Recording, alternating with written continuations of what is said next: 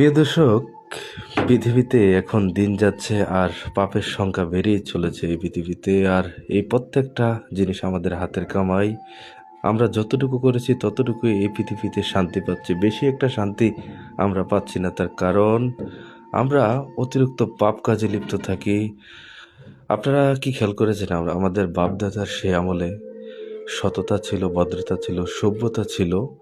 তখন তারা ঈদকে ঈদ মনে লাগতো, রোজাকে খুবই ভালো লাগতো, আনন্দ লাগতো, তৃপ্তি একটা তখন পাইতো মানুষ।